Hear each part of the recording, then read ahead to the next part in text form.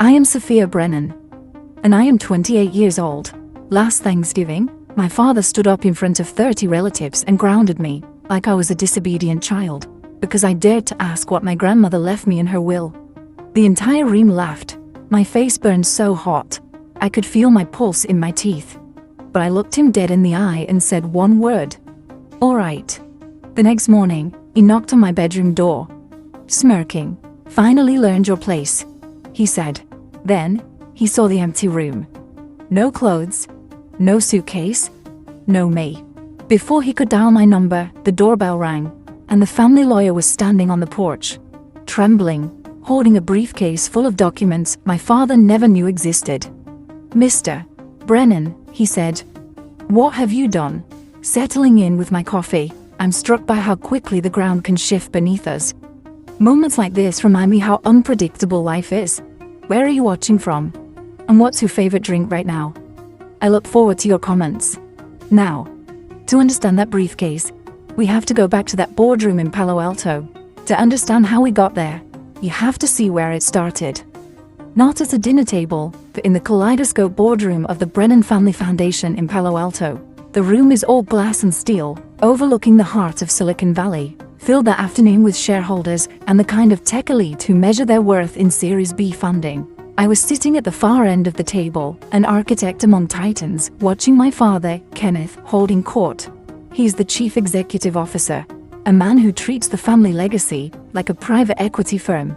We were halfway through a presentation on the foundation's 5-year expansion when I raised my hand. I didn't raise it like a daughter, I raised it like a stakeholder. I asked a simple question about the transparency of the probate process for my grandmother Eleanor's estate. I wanted to know why her final wishes weren't being shared with the primary beneficiaries. The air in the room didn't just turn cold. It vanished. My father didn't answer. He stood up slowly, leaning his weight on the polished mahogany. He didn't look at me with concern. He looks at me with the clinical detachment of a man about to terminate a low-performing contract. You're making a scene, Sophia, he said. His voice was that low, terrifying baritone he usually reserved for failing vice presidents. Because of this blatant disrespect, you are grounded. You will remain in your room at the estate until you have learned the meaning of humility. I sat frozen as he signaled to the 2 security guards at the door. One stepped forward and held out his hand. Kenneth didn't blink as he ordered them to revoke my access badge immediately. 30 of the most powerful people in Palo Alto watched as my company credentials were taken from my neck. My father's legal counsel shifted uncomfortably, whispering that a public termination without cause was a massive liability. But Kenneth ignored him. He thought he was untouchable. I looked at him and said, "Thank you, Kenneth. You just handed me a wrongful termination suit on a silver platter in front of 30 witnesses." A few people chuckled. My brother Tyler leaned back in his chair, a smug grin plastered across his face. He'd always been the golden son, the chief financial officer who could do no wrong.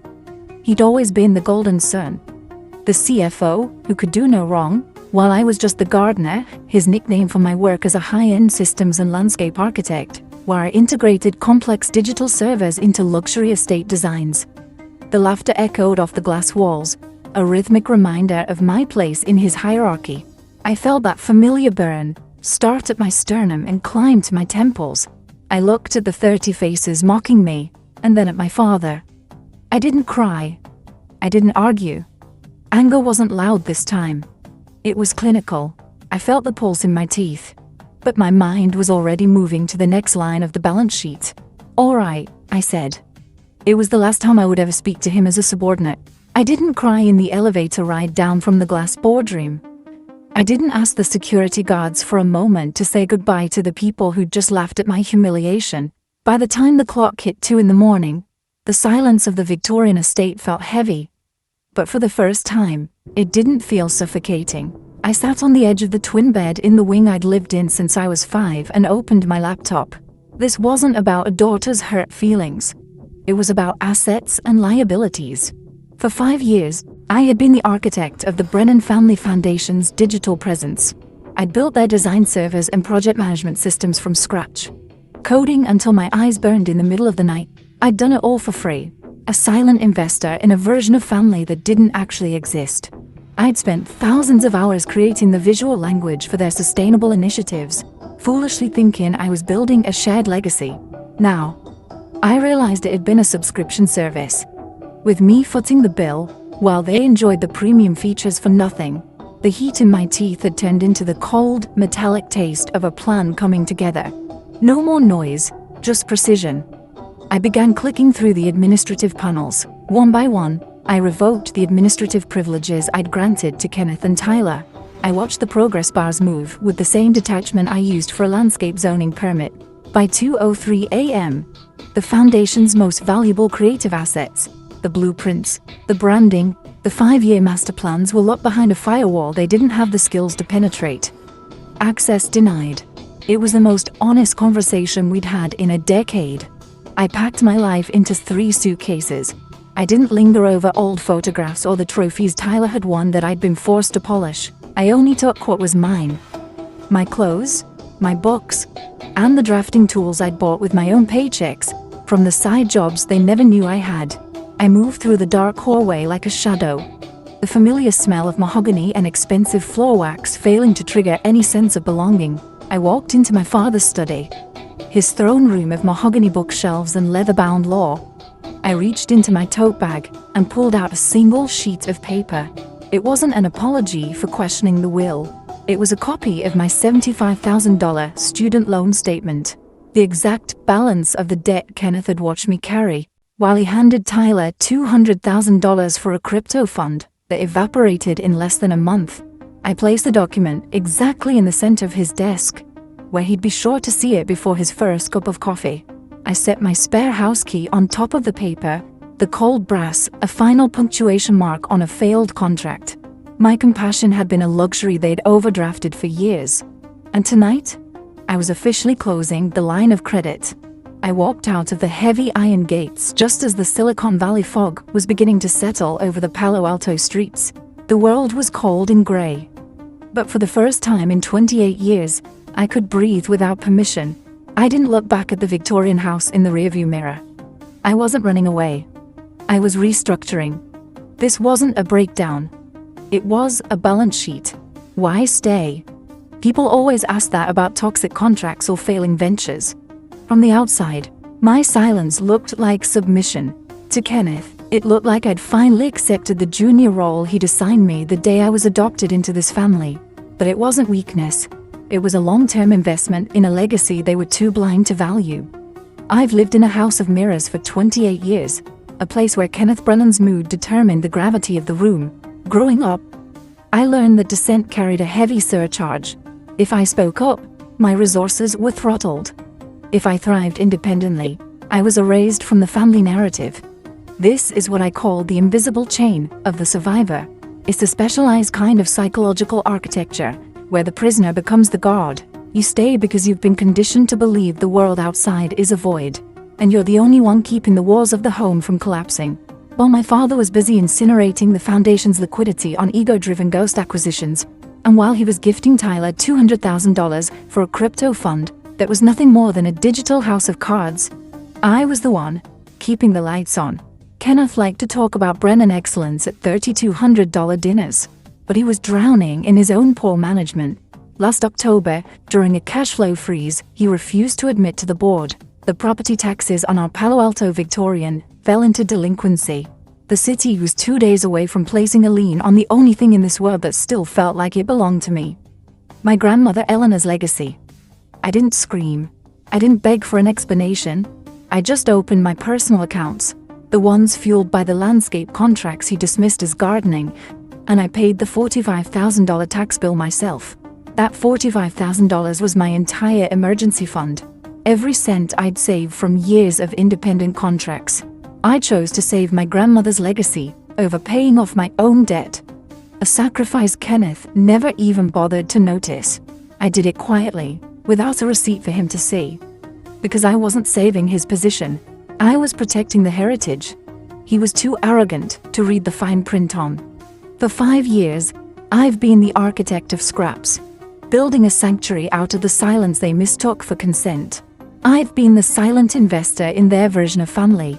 footing the bill for their subscription to Power, while they overdrafted my compassion daily. Kenneth thought he was grounding a child.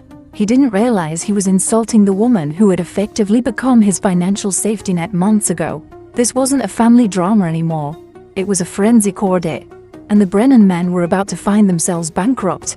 Kenneth Brennan doesn't handle market shifts well, and he certainly doesn't handle a vacancy he didn't approve. The next morning, he marched to my wing of the Victorian estate, with a sneer already fixed on his face. He knocked twice the same judicial, expectant knock he used when he was about to deliver a lecture on his version of gratitude. "Finally learned your place, Sophia?" He barked through the wood. When he didn't hear a response, he let himself in with his spare key. I wasn't there to see the look on his face, but I can imagine the precise moment his internal balance sheet hit zero. He didn't find a daughter waiting in tears. He found a room that had been professionally decommissioned. No clothes, no suitcase, no me. The only thing left on the twin bed was a heavy, suffocating silence, and that photograph of my grandmother Eleanor, placed face down on the nightstand, like a final punctuation mark. He would have walked into his study next and seen the $75,000 student loan statement sitting in the center of his mahogany desk. It was a receipt for every time he told me I was a burden while he bankrolled Tyler's latest fantasy. Kenneth didn't reach for his heart. He reached for his phone. The text came through at 9:41 a.m. It was clinical, transactional, and entirely devoid of remorse. "You're making a scene, Sophia." It read, "You have 24 hours to return and apologize to Tyler for your disrespect in the boardroom, or I will officially erase you from this family and this industry." Seconds later, my brother Tyler hearted the message. Kenneth didn't wait for a reply before he started his offensive. He wasn't interested in reconciliation. He was interested in a hostile takeover of my reputation. I started receiving notifications from my professional network within the hour. My father was making calls to the major firms in Atherton and Woodside, the high-end design partners I'd spent 5 years cultivating. The narrative he was spinning was surgical. He told them I was psychologically unstable, that I'd had a breakdown after my grandmother's death, and that any contracts involving me were a liability to the Brennan name. He was trying to blacklist me, to strip away the only thing I'd built with my own hands. He thought that by cutting off my oxygen, he could force me to crawl back to the spares table. I watched the notifications roll in while sitting in a small coffee shop on the edge of town. I didn't answer a single call. I didn't send a frantic email defending my sanity. I just pulled up my own files. My father expected a scream, but I was preparing a diagnosis. It wasn't just clinical anymore. It was an autopsy of his career. Kenneth Brennan had spent 28 years teaching me that power is about control. But he'd forgotten one fundamental rule of design. The foundation only holds as long as the support beams are willing to carry the weight. And I was officially off the clock. Harold Caldwell was the one man my father couldn't blacklist. He was the man who had spent 40 years drafting the fine print for the Brennan family. 2 hours after my father's ultimatum, Harold met me in a quiet corner of a law library downtown. He didn't look like a savior. He looked like a man holding the explosive results of a forensic audit. "Miss Brennan," he said, his voice a measured calm that made my father's boardroom shouting seem amateur. "Your grandmother Eleanor was an architect of a different kind. She knew that families like yours don't communicate through affection, they communicate through documentation." He opened a heavy leather briefcase and slid a folder across the table. It was the original, irrevocable trust agreement, executed 10 years ago. $12,500,000. That was just the initial principal Eleanor had set aside for me a decade ago. With the company's explosive growth in Silicon Valley, that 35% stake wasn't just a legacy. It was a controlling interest worth more than Kenneth's entire personal portfolio. That was the corpus of the fund Eleanor had carved out for me. But it wasn't just cash, it was strategic positioning.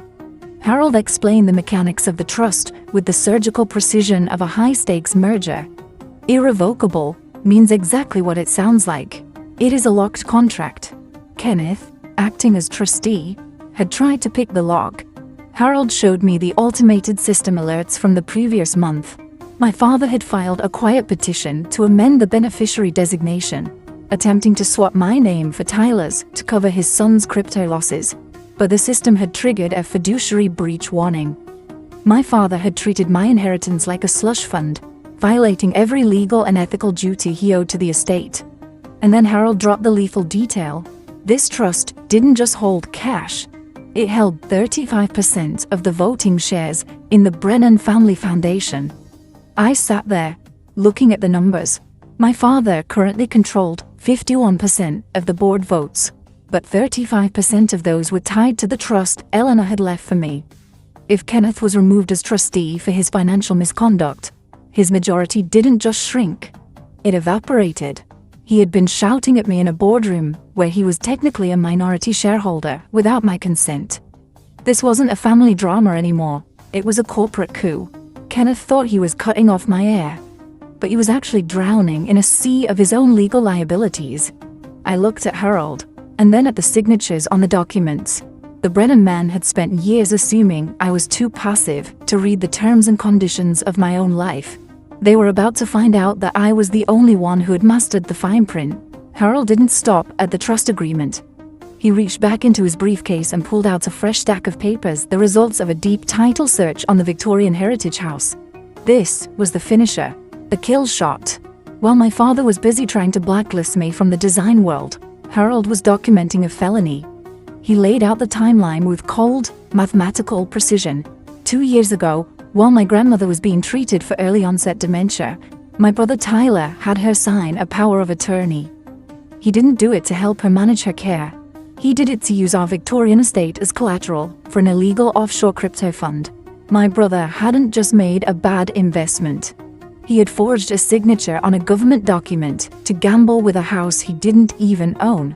And Kenneth knew. Every forensic audit Harold performed pointed to the same conclusion. My father had been aware of the forgery for months. He had actively covered up Tyler's criminal fraud to protect his own image as a high-powered CEO. He chose the illusion of a perfect dynasty over the reality of his son's theft. I stared at the documents, but I didn't feel the sting of betrayal. That would have required an emotional investment I'd already liquidated. This wasn't a family secret anymore. It was a balance sheet of criminal liabilities. Tyler had committed a crime, and Kenneth was an accessory after the fact. They had used the very foundation of Eleanor's legacy as a bargaining chip for their greed. Harold looked at me, his wire-rimmed glasses catching the dim light of the library. "They're bankrupt, Sophia," he said. "Not just financially. Morally, they've breached every contract that matters." I rubbed my eyes, trying to summon a single ounce of regret. But there was only clarity. This wasn't a breakdown, it was accounting. My compassion had been a luxury they'd overdrafted for 28 years, and now the bill was due.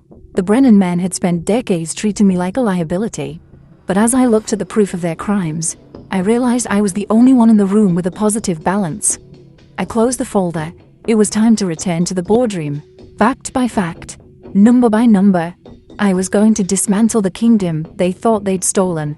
I stood outside the glass boardroom in Palo Alto, the afternoon sun reflecting off the steel and glass in a way that made the building look like a fortress. I waited for the exact moment the discussion turned to the Foundation's future expansions, the moment when Kenneth's sense of absolute authority would be at its peak. I walked in without a badge, without an invitation, and without the hollow fear that had defined my posture for 28 years. The front desk tried to stop me, but they forgot one thing. I was the architect who designed the building's security encryption. My physical badge was gone, but my digital ghost still held the keys to every elevator in the tower. The conversation died instantly. Kenneth stopped mid-sentence, his face turning a dark, dangerous shade of crimson as he registered my presence at the far end of the table. He didn't look at the files in my hand. He looked at the two security guards by the door and pointed a trembling finger. "Remove her immediately," he barked, his voice vibrating with the same clinical condescension he'd used to ground me just days before. "Sophia is not stable, and she has no business in this building." The guard stepped forward, but I didn't move. Behind me, Harold Caldwell stepped into the room, his leather briefcase clicking as he set it on the mahogany table with a sound as final as a gavel. "Don't bother," I said to the guards, my voice as cold and clear as a winter morning. "Security does not evict the owner, Kenneth." I slid a thick manila folder across the polished table toward him. 30 of the most powerful people in Silicon Valley watched in absolute silence as my father opened it. I watched his eyes scan the documents I'd activated that morning. The formal notice of his immediate removal as trustee for the Eleanor Brennan Irrevocable Trust due to documented fiduciary breach and financial misconduct. Harold placed a signed emergency injunction from a superior court judge on the table. "As of 10 minutes ago, Kenneth, your executive authority has been suspended by court order pending a full forensic audit. You no longer speak for this board or this company. You've been treating this foundation like a private slush fund to cover Tyler's criminal offshore gambles," I said.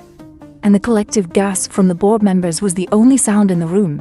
I explained to the room that by removing him as trustee, he had lost control of the 35% voting shares that my grandmother had left specifically for me. His 51% majority hadn't just shrunk. It had evaporated. He was now a minority shareholder in a building where I effectively held the controlling interest. But I wasn't finished. I pulled the final sheet from the folder and placed it on top of his high-tech expansion plan. It was a formal eviction notice for the Victorian Heritage House. It was a court-certified unlawful detainer.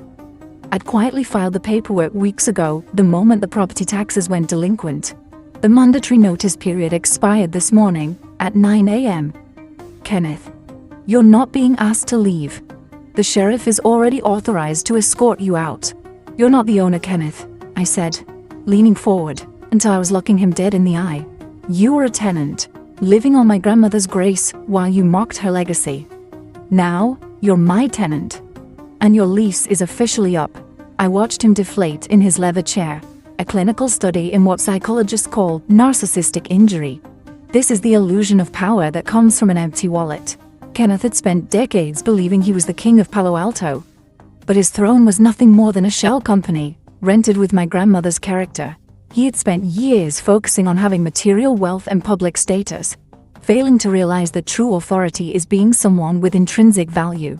When the external assets were reclaimed, the CEO mask fell away, revealing a man who had nothing left but an arrogant tone and a mounting pile of legal debt. His empire didn't collapse because of my betrayal. It collapsed because it was a facade, built on a foundation of air. I turned to the board members and invited them to stay for the emergency restructuring session. Then I looked at the security guards. "Please escort the former CEO and his former chief financial officer out of the building," I said. "They no longer have access." Kenneth didn't shout this time. He didn't lecture me on his version of humility. He simply gathered his phone and walked toward the door, his shoulders hunched, finally looking his age. I sat down at the head of the mahogany table. This wasn't about revenge. It was about accounting.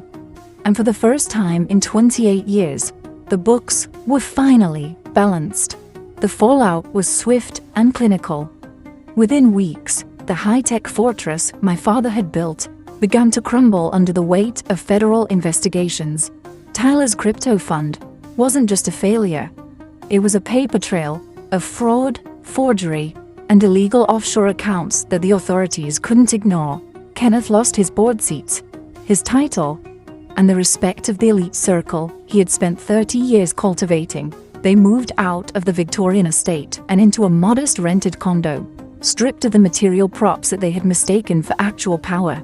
I sat in my grandmother's study and wrote a check for $75,000 to clear my student loans in full.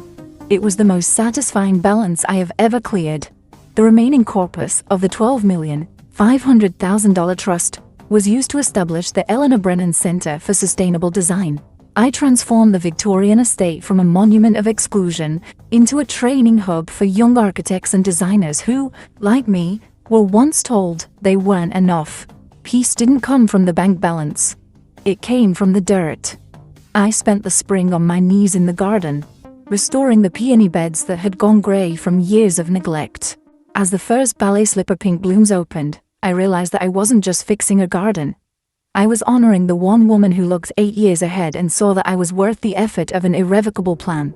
I've come to realize that many of us are living in houses of mirrors, where someone else holds the remote to our self-worth. If you find yourself in a similar situation, remember that your silence is not a sign of weakness. It is a period of silent investment in your own truth. You are the one who builds. You are the architect of your own future. Even when they try to tell you that you are just a phase, the best revenge isn't the destruction of others. It is the radical reclamation of yourself. It is building a life so bright that the shadows cast by toxic expectations simply disappear. Forgiveness isn't always for the other person. Sometimes it is the only way to set your own spirit free from a contract you never should have signed. Don't let them write your story. When you are the one who owns the pen, your documents are waiting. Your evidence is real. And your value is, and always has been, irrevocable. If you've ever felt like the invisible one in your own home, or if this story of justice hit close to your heart, hit that like button. Share this with someone who needs to know that their silence is just preparation for a better kind of noise. Subscribe for more stories of people finding the courage to take back what was always theirs. I'm Sophia Brennan, and I'm finally home.